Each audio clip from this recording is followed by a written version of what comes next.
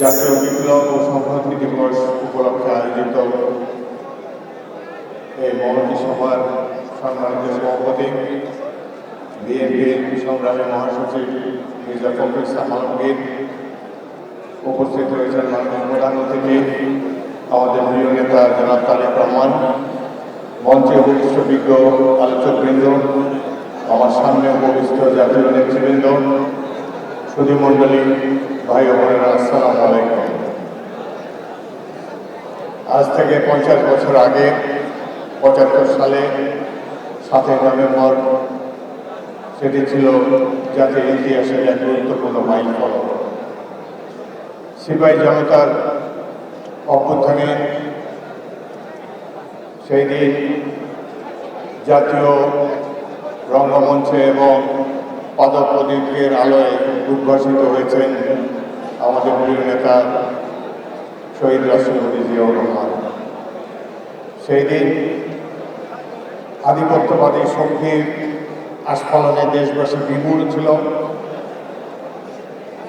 এই ধরনের এক ক্রান্তি লগ্নে সিপাহী জনতার হস্তক্ষেপে বীরত্বমূলক সংগ্রামের মাধ্যমে স্বাধীনতা সার্বভৌমত্ব রক্ষা পায় এবং শহীদ রাষ্ট্রপতি জিয়াউর রহমান এই দেশের রাষ্ট্র পরিচালনার দায়িত্বভার গ্রহণ করেন জনগণের একান্ত ইচ্ছায়। 1971-এর মহান মুক্তিযুদ্ধে আমরা যারা অংশগ্রহণ করেছিলাম, আমরা সবাই জানি জাতির লক্ষ্য ছিল গণতন্ত্র প্রতিষ্ঠা। এতগুলো বছর পেরিয়ে গেল, গণতন্ত্র এখনো সুদূর বরাবর।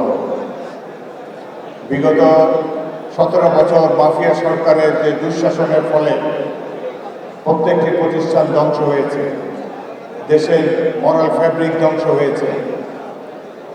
অনেক ত্যাগ তিতিক্ষার পর এই মাফিয়া সরকারকে অপসারণ করতে আমরা সক্ষম হয়েছি। কিছুদিন আগেই বর্তমান অন্তর্বর্তীকালীন সরকার ঘোষণা দিয়েছে ফেব্রুয়ারি মাসের প্রথমার্ধে নির্বাচন অনুষ্ঠিত হতে যাচ্ছে। গত 17 বছর এই দেশের মানুষ ভোট দিতে পারবে। অধীর আগ্রহে তারা অপেক্ষা করে আছে কবে ব্যালট বাক্সের নাগাল পাবে, কবে তারা তাদের কাঙ্ক্ষিত ব্যক্তিকে সমর্থন যোগাতে পারবে। কিন্তু এখনো নানা ধরনের বাধা বিঘ্নের মাধ্যমে জাতিকে অগ্রসর হতে হচ্ছে। সাধারণ মানুষ জিজ্ঞেস করে দেখা হলে যে নির্বাচন হবে কিনা। অনেক বাধা অতিক্রম হয়েছে। ঐক্যমত পরিষদ, জাতীয় ঐক্যমত সংস্থা তারা শুরু করেছিলেন ভালোই, শেষ মুহূর্তে কেন যে কাজ অসমাপ্ত রেখে চলে গেলেন এটি আমরা বুঝতে অক্ষম। এখন সর্বশেষ টানাপোড়েন হচ্ছে যে গণভোট কবে হবে, নির্বাচনের আগে, নির্বাচনের দিন না নির্বাচনের পর। এখানে যারা অনেকেরই স্মরণে আছে পাকিস্তানের সামরিক শাসক জেনারেল জিয়াউল হক পাকিস্তানে একটি গণভোটের আয়োজন করেছিলেন। সেই গণভোটের প্রতিপাদ্য বিষয় ছিল জনগণকে বিবেচনা করতে বলা হয়েছে ইসলাম ধর্মের মূলনীতির প্রতি আপনার সমর্থন আছে।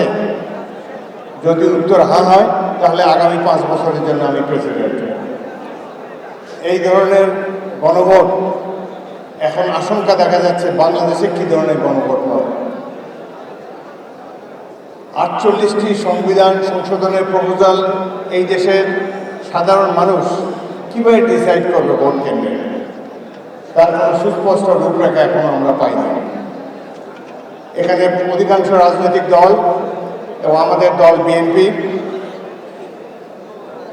জাতীয় জুলাই সনদ স্বাক্ষর করেছে, এটিকে বাস্তবায়নের জন্য আমরা প্রতিজ্ঞাবদ্ধ। তারপরেও এই গণভোটের যে কী প্রয়োজনীয়তা আমার মতো ক্ষুদ্র ব্যক্তি বুঝতে অক্ষম। আমরা সবাই তো এই ঘোষণা বাস্তবায়নের জন্য প্রতিজ্ঞাবদ্ধ।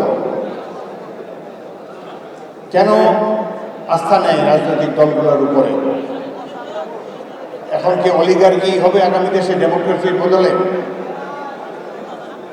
আমরা একটি সুষ্ঠু সাধারণ নির্বাচন দেখতে চাই। দেশের সাধারণ মানুষ অত প্যাঁচগোছ বোঝে না, তারা ভোট কেন্দ্রে গিয়ে তাদের প্রতীক্ষিত তাদের ঈপ্সিত ব্যক্তিকে তারা ভোট দিতে চায়।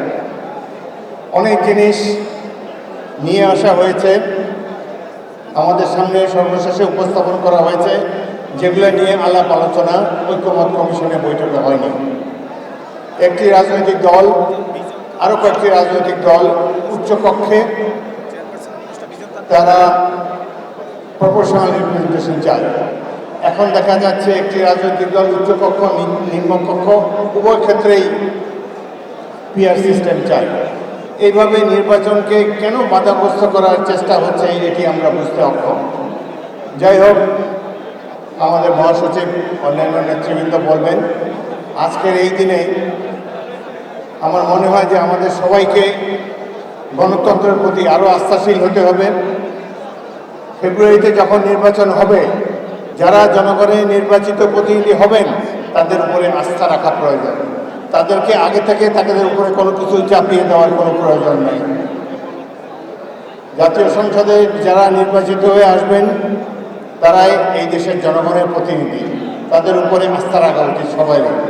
আরেকটি কথা হলো, ভারতে বসে মাফিয়া নেত্রী নির্বাচন বাধাগ্রস্ত করার জন্য অনেক সন্ত্রাসী কার্যক্রম আগামী দিনে পরিচালনা করবে। নানান ধরনের আহ্বান জানানো হবে। এদের কোনো দেশ নেই, দেশপ্রেম নেই। এরা ক্ষমতা, মানি লন্ডারিং, খুন ছাড়া আর কোনো কিছুই বোঝে না। তো আজকে এই দিনে এখানে সকল রাজনৈতিক দলের প্রতিনিধিরা উপস্থিত। আশা করি আমরা সবাই ঐক্যবদ্ধভাবে এই মাফিয়া নেত্রী আওয়ামী লীগের দুঃশাসনকে আগামী দিনে প্রতিরোধ করার জন্য ঐক্যবদ্ধভাবে রাজপথে সংগ্রাম করব। আপনাদের সবাইকে অসংখ্য ধন্যবাদ।